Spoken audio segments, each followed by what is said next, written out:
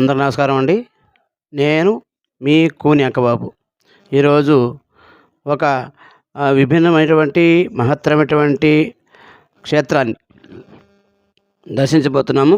అదేంటంటే గొలగమూడి వెంకయ్య స్వామి తెలుసు కదా, ఆల్రెడీ మనం వీడియో చేసుకున్నాము. అలాగే ఆయన పుట్టిన ఊరు నాగలేటూరు కూడా మనం వీడియో చేసుకున్నాము. అంటే ఆయన సమాధి పొందిన స్థలము, అలాగే ఆయన పుట్టిన స్థలం రెండు చేసుకున్నాం. ఈరోజు వారి యొక్క శిష్యురాలు నా తోట శుభమ్మ గారు ఈరోజు మనకు ఆత్మకూరు నుంచి చేజర్ల పోయే రూట్లో ఆత్మకూరు అవుట్స్కట్స్ అన్నట్టు ఇక్కడ ఆశ్రమం ఏర్పరచుంది ఆవిడ. ఈ మొదట్లో మనకి ఆశ్చర్యకనిపిస్తున్నది ఇక్కడ ఏంటంటే అంతకుముందు నుంచి లక్ష్మీ నరసింహస్వామి దేవస్థానం ఉంది. ఈ మొదట్లో ఉండేది లక్ష్మీ నరసింహస్వామి దేవస్థానము. పక్కన మిగతా దేవాలయాలు కూడా చిన్న చిన్న దేవాలయాలు, తర్వాత దేవతల యొక్క ప్రతిమలు ఏర్పాటు చేస్తున్నారు. చూడండి, ఇక్కడ చూస్తే మనకి చక్కనటువంటి అమ్మవారు, లక్ష్మీదేవి అమ్మవారు కొలువే ఉన్నారు. ఇది వచ్చి లక్ష్మీ నరసింహస్వామి దేవస్థానం అన్నమాట. నేను వెళ్ళేసరికి ఆ రోజు తాళం వేసి ఉన్నారు. మనం మిగతావి కూడా చూద్దాము, మిగతా విషయాలు చూద్దాము.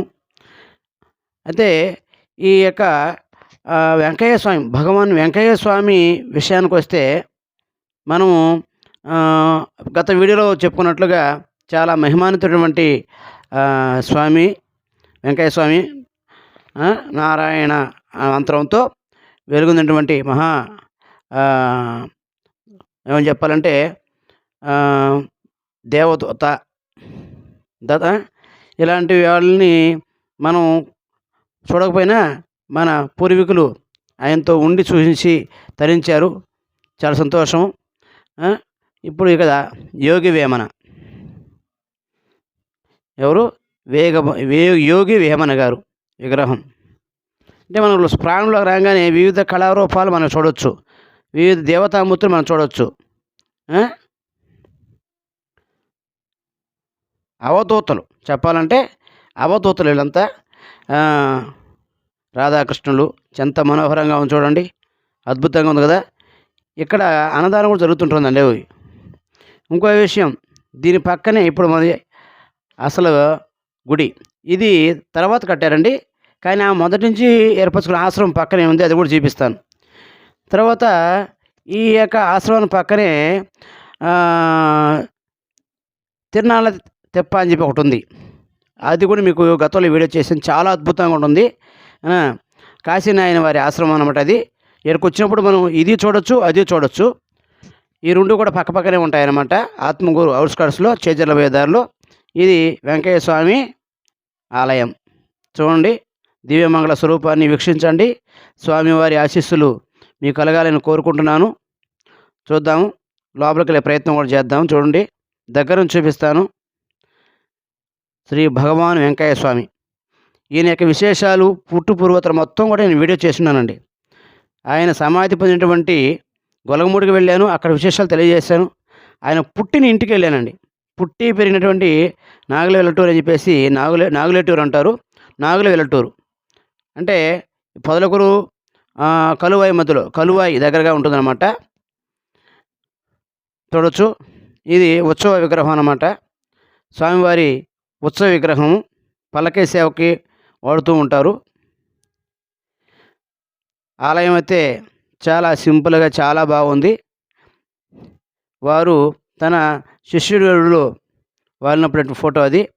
తర్వాత ఇక్కడ చెప్పాం కదా, ఇక్కడ దేవతా వృక్షాలు కూడా ఇది చూస్తే మారేడు చెట్టు అనుకుంటాను. లోపల దేవతా వృక్షాలు కూడా చాలా ఉన్నాయి.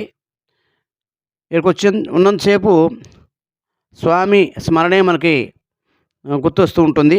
వెంకటేశ్వర స్వామి ఆశీస్సులతో మనం మరిన్ని సౌఖ్యాలను పొందవచ్చని నేను అనుకుంటున్నాను. తప్పకుండా వీలుండి చూసుకొని ఈ క్షేత్రాన్ని దర్శిస్తారని అనుకుంటున్నాను నేను. ఇది హోమగుండం, వెంకటేశ్వర స్వామి ఆశ్రమంగానే హోమగుండం ఉంటుంది. ఇదే హోమగుండం అనమాట. ఇది ఆశ్రమానికి ఆగ్నేయం ఉంది. దీని ఎదురుగానే వారు ఏర్పాటు చేసుకున్నటువంటి ఇది వెంకయ్య స్వామి శిష్యురాలైనటువంటి ఆవిడ ఏర్పరిచినటువంటి ఆశ్రమం అనమాట. ఇది మొదటిది ఇది. దీని తర్వాత గుడి కట్టారు. ఇప్పుడు ఆమెతోనే మీరు నేరుగా మనం మాట్లాడుతాం. ఆమె యొక్క చెప్పే విషయాలను బట్టి ఆమె యొక్క అనుభవాల్ని మనం తెలుసుకుందాం.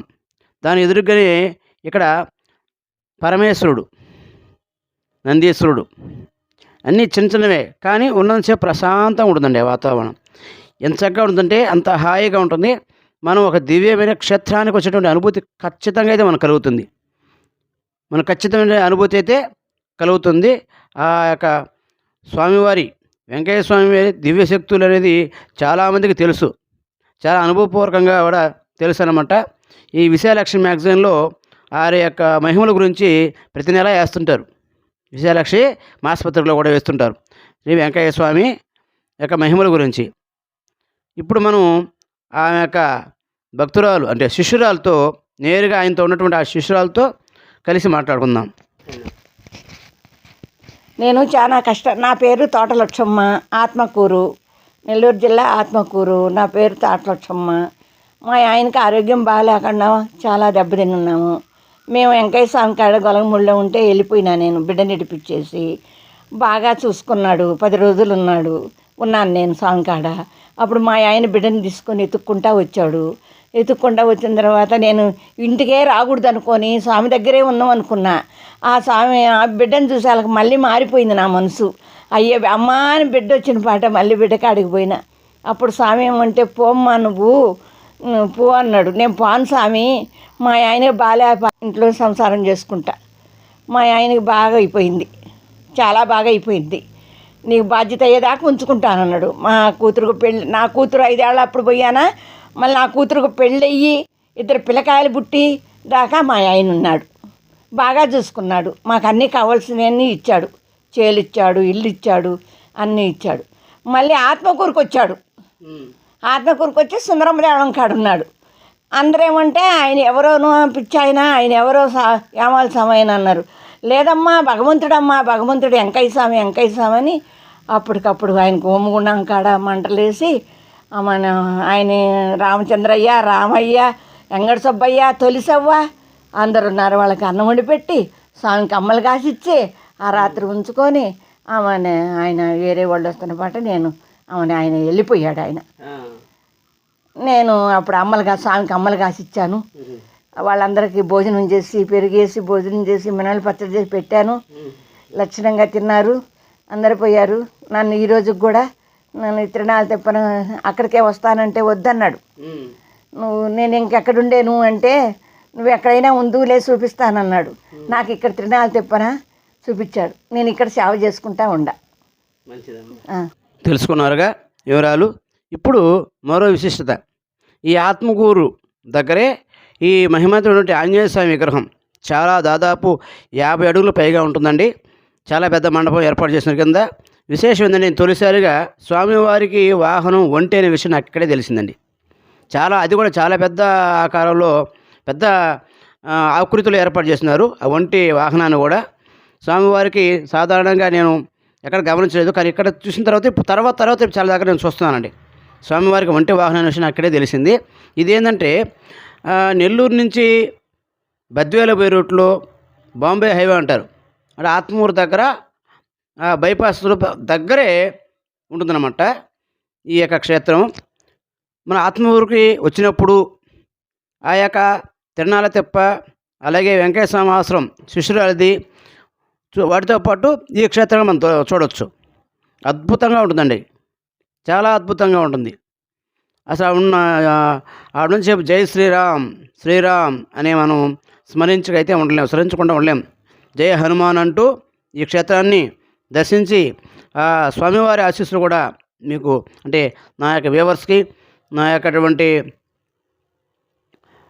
సబ్స్క్రైబర్స్కి ఉండాలని కోరుకుంటున్నాను. దీని గురించి కూడా గతంలో వీడియో చేస్తున్నాను, నేను ఇంకా పూర్తిగా చేస్తున్నాను. వీడియో నా యొక్క ఛానల్ ఫాలో అయితే మీకు అన్ని వివరాలు తెలుస్తాయండి. ఇటువంటి వీడియో చేసేందుకు చాలా గర్వపడుతున్నాను. ఇలాగే నా వీడియోని ఆదరిస్తారని కోరుకుంటూ సెలవు.